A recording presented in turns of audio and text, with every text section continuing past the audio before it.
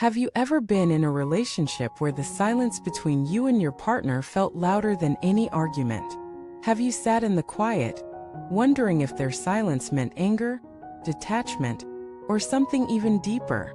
Welcome back to the channel, your space for soulful reflection, relational truth, and inner transformation. Today's exploration takes us into a quiet that is anything but empty. We're decoding avoidant silence, a deeply misunderstood pattern in modern relationships that often feels like emotional exile. But what if that silence isn't just absence? What if it's a soul-level message waiting to be translated? Silence in a relationship can feel unbearable. It's the unanswered text, the long pause after vulnerability, the emotional vacancy that creeps in when someone you love becomes a ghost in the room. On the surface, it's easy to interpret silence as indifference or rejection, but avoidance is rarely that simple. Let us begin with a truth that's hard to admit. Silence speaks loudly, and often it's the language of the wounded. For the avoidant partner, silence is a shield. It offers the illusion of safety. Speaking up feels like exposure, and exposure feels like danger. This silence isn't passive, it's protective. It's a controlled response to chaos. But that control comes at a cost: connection. And for the person on the receiving end, avoidant silence is disorienting. It activates fear, insecurity, abandonment wounds. It leaves space for assumptions to grow wild. Here's the first soulful revelation. Avoidant silence isn't about you. It's about what they were taught to fear. Connection, vulnerability, intimacy. These things, which to some are safe and nourishing, to an avoidant heart, feel like cliffs with no bottom. But this silence doesn't just appear out of nowhere. It carries weight, a karmic weight. Let us go deeper. Avoidant silence often reflects unresolved energy from past relationships, sometimes from this life, and sometimes from beyond it. Maybe your partner learned early on that speaking up meant punishment, that honesty was dangerous, that feelings were unwelcome. Over time, the silence calcified into a relational habit, but sometimes it runs deeper. In the karmic framework, silence can be the echo of unspoken truths from other lifetimes.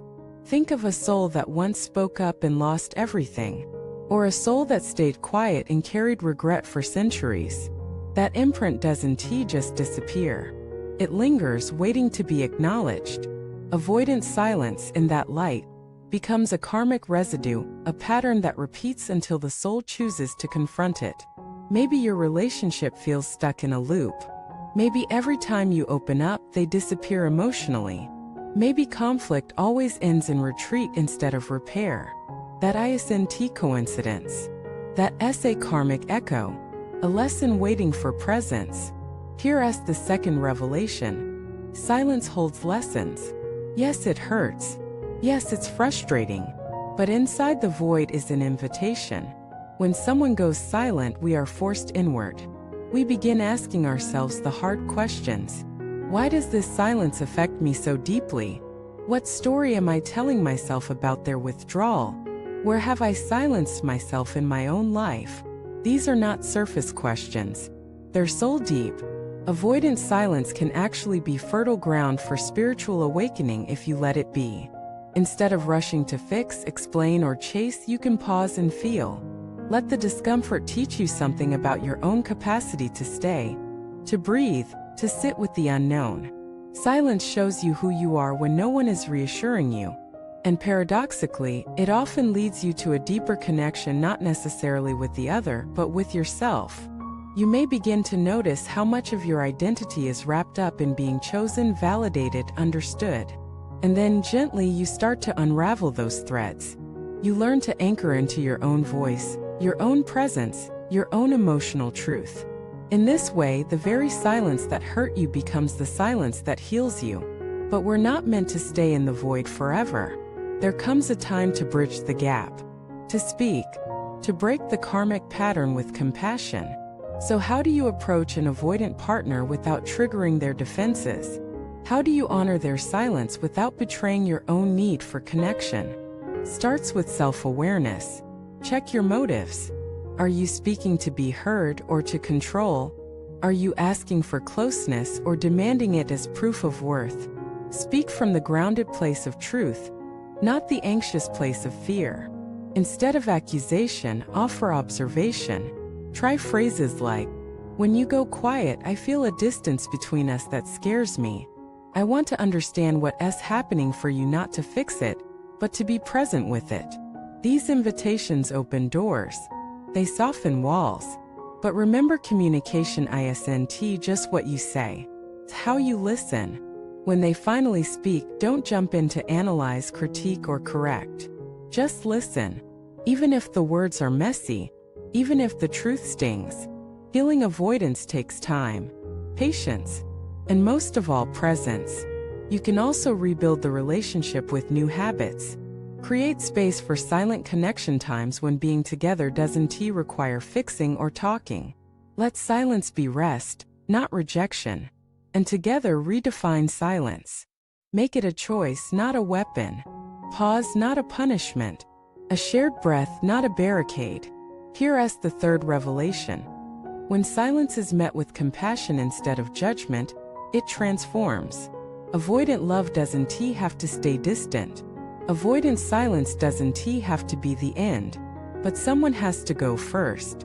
Someone has to bring awareness into the void. And maybe that someone is you. As you step into this work, you begin to create a new karmic narrative, not one of silence, but one of soulful dialogue. Not one of withdrawal, but one of steady return. And as you change, the relationship changes. Sometimes that means growing together. Sometimes it means growing apart with peace. Either way, the silence served its purpose. You learn to listen not just to another, but to yourself. You learn to hold your heart in its ache and still keep it open. You learn that love isn't about chasing sound, but about tuning into the deeper frequency of truth. Now I invite you to reflect. Have you experienced the sting of avoidant silence? What did it teach you? How did you grow? Was there a karmic pattern that showed up again and again? Share your story in the comments. You never know who you'll help by giving voice to your silence. If this episode brought you clarity, please like, subscribe, and pass it along to someone who is navigating the quiet ache of emotional distance. Until next time, sit with your truth, honor the quiet, and trust that even in the silence, your soul is always speaking.